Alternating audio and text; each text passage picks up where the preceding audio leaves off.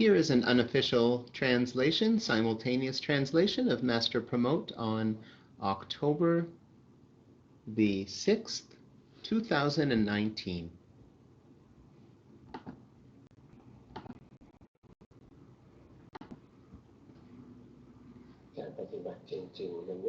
Actually, Dhamma practice isn't something that's difficult. We just practice knowing phenomena. Mental and physical phenomena. There are these two types of phenomena, mental and physical. The physical phenomena are a little bit harder to see. They, like real matter, real rupa or physicality, we would have to see the elements of earth, wind, fire, and water. But usually we just notice the whole body instead. But in the four foundations of mindfulness, if we were going to look deeply into rupa or matter, physicality, it would be the four elements. But the Buddha has us in the beginning just noticing the body as a whole, which is a conglomerate of the four elements of matter. It's hard to see the specific elements, and it's hard to see the small parts or the composition of things. But we can notice this whole body breathing. Let's not just notice the breath itself or the wind, but notice the body breathing. Let's try it. Let's pay attention to our breath first. Everybody pay attention to the wind of the breath. Notice this mind. Remember this mind. And then take a nice deep breath. And let's get rid of that mind just a moment ago. Forget about it. And let's try something else. Now feel this whole body, sense this whole body, and that it's breathing.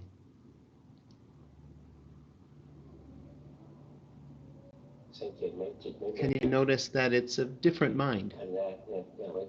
The mind that, in the first mind, it was practicing samatha. It was just a calmness practice. But in the second time, the mind is stable, being the observer, watching the body breathing. The Buddha actually didn't teach to watch the wind of the breath. When the body is breathing out, know that the body is breathing out. What is it that is breathing out? It's the body that's breathing out.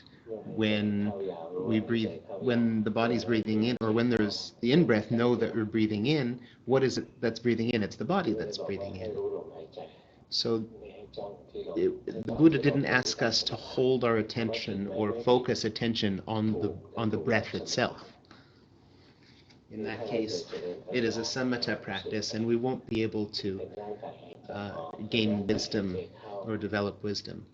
See the body breathing out, see the body breathing in with a comfortable, relaxed mind. See the body breathing out or the body breathing in with a relaxed mind.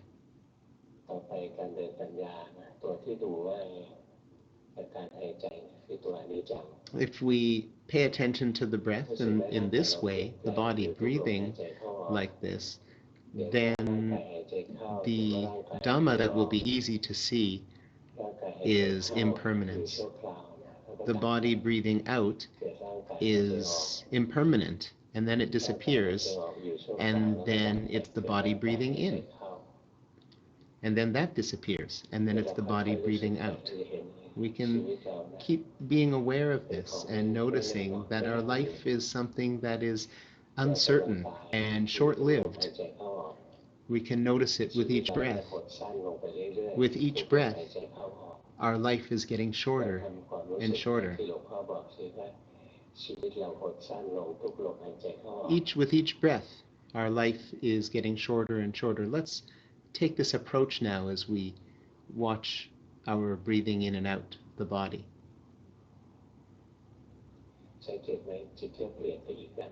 Can we notice that our mind has changed once again? Now the mind is a little bit saddened.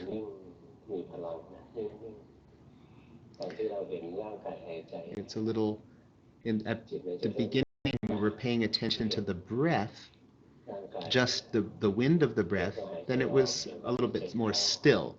But then when we're watching the body breathing out, the body breathing in, we're able to notice as an observer. We can see what the mind is like, see what the body is like. And then when we start contemplating the impermanence, then our heart starts to feel saddened, a shrinking feeling that happens.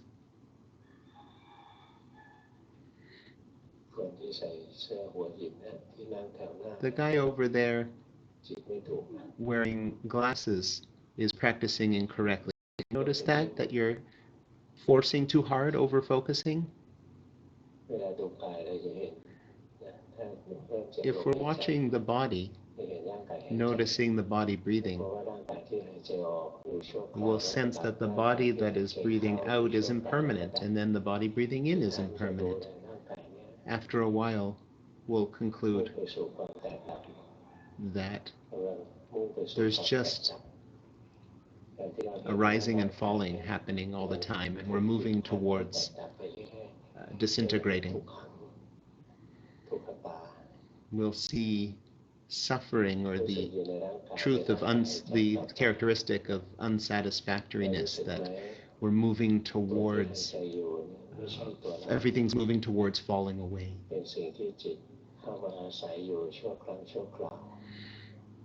The mind is just residing in this body for a short time.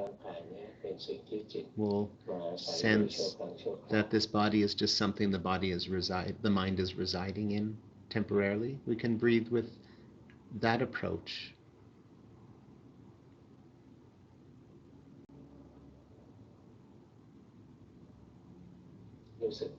Can we sense that it feels a little strange now when we're breathing, watching the body breathe? It's okay, we can't understand everything and experience what I mean right away. We just practice and notice things a little at a time. We can notice when our mind is in samatha and we're holding still at the breath, the mind is one way. And when we're noticing the body breathing, the mind is in another way or in another state.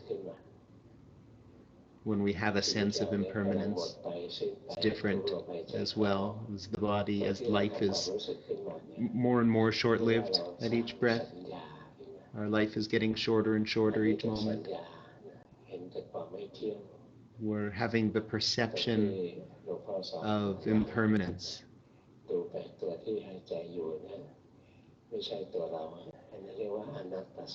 When we're able to see that the body that's breathing isn't us, that is seeing from the perception of anatta, or non-self.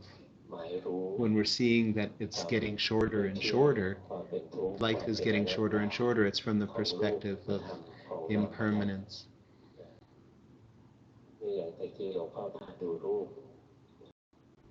A moment ago, I helped you to notice the body demonstrating its three characteristics of impermanence, unsatisfactoriness, non-self.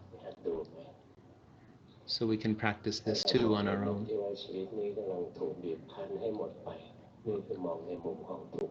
When I was helping you with the perception that everything is deteriorating or falling away, isn't able to last, that under stress to fall away, that's the unsatisfactoriness characteristic. Perceiving from that perspective. We're noticing the body changing, one moment breathing out, one moment breathing in. That's the impermanence perspective.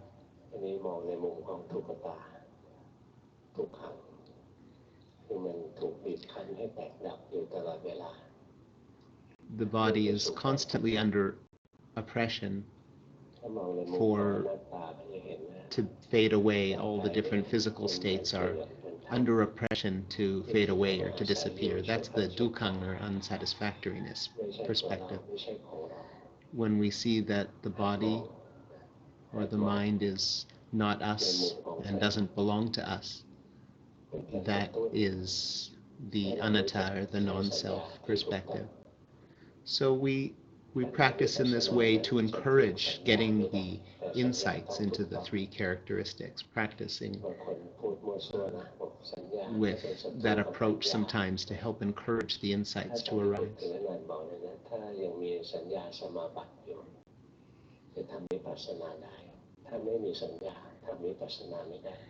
We need to have the sanya or perception aggregate and composed of memory and classification.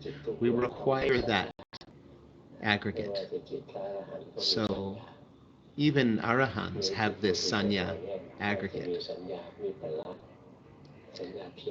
But we're looking to have our perception be right perception, seeing things the way that they really are, rather than incorrect perception. Like, for example, thinking things are permanent, satisfactory, or a self. We need to have sanya or perception. We're just working towards having correct perception or correct samma sanya.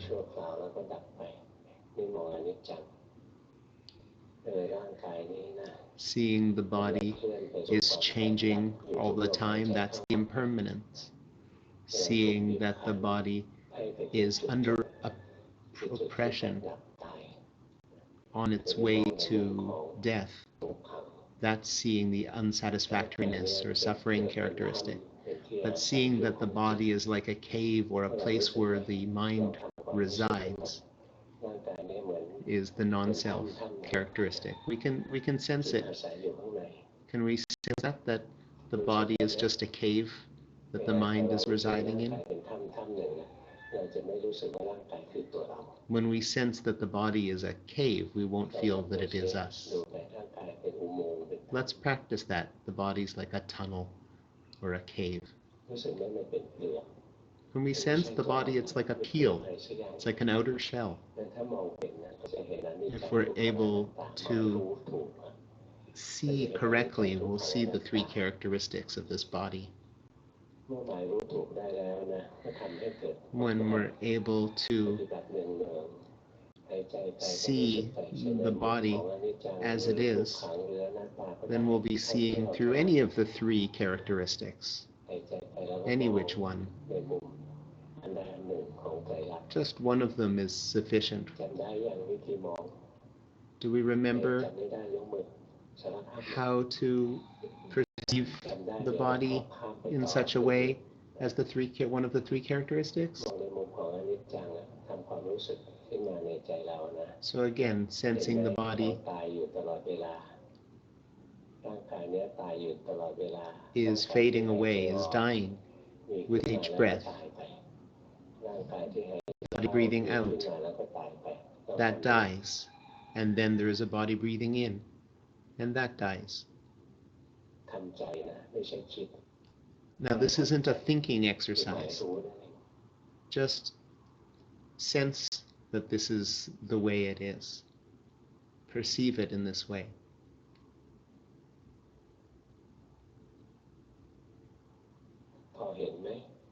Can we sort of see this?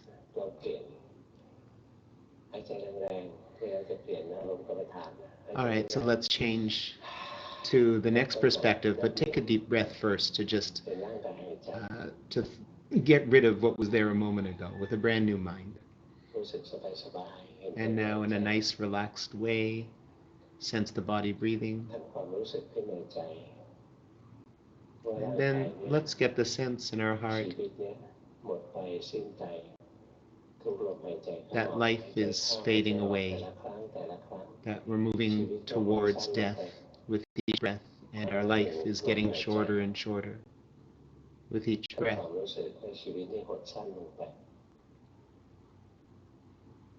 It's getting shorter and shorter.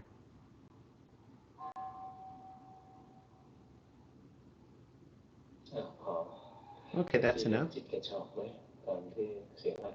Did some of us get startled by the bell?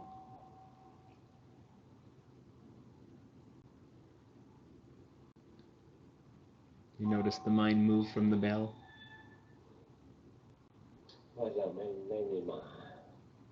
There's no dogs here in the temple, so there's no howling going on. You notice after I said that, the mind changed again? The feelings changed. Let's not overfocus, just sense the body breathing.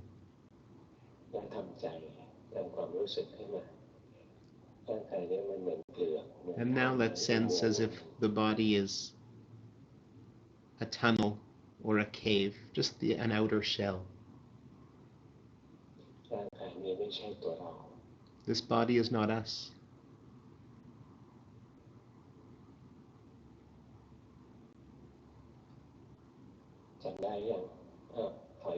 Okay, can we get a sense of that? We can remember that? Okay, let's get out of that state now. All right, took you through 3 different meditations already. So, who was able to notice the body dying with each breath? Who was feeling that life was getting shorter and shorter in each moment? Who was good at that one? And who saw that the body was more of a cave or a tunnel or a shell? It seems like you're people that are more analytical types. Those that see the unsatisfactory characteristic are those with a lot of samadhi, a lot of meditation abilities.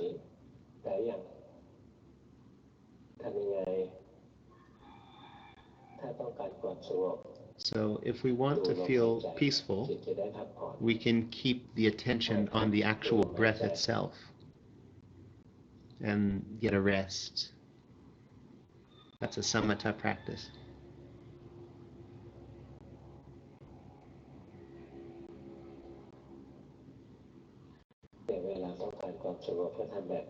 So if we want to feel calm, then let's practice in that way. Concentrate on the breath, but let's not get too tight or over-focused. That won't achieve proper samatha because we'll be too uncomfortable. So just in a relaxed way. And then we come out of that, take a breath and get out of that state. Take a nice deep breath. And then after that, we can notice the body sitting, breathing out, breathing in.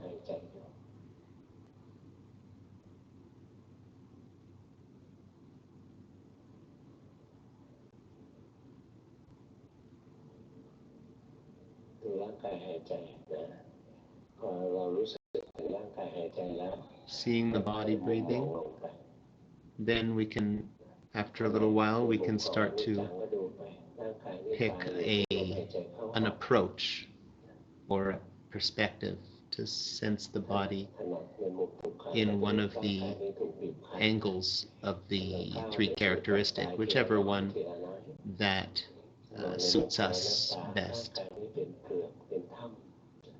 For most of us here, seeing the non-self, it's the body isn't a him, a her, a me, or a you. It's just an outer shell or a cave.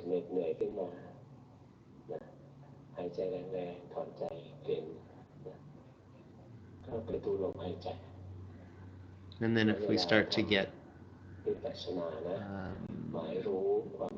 if we start losing energy or getting dull, then we can practice samatha again, noticing the breath, feeling energized, getting a rest. When we have energy, then we can move to noticing the body breathing as a whole.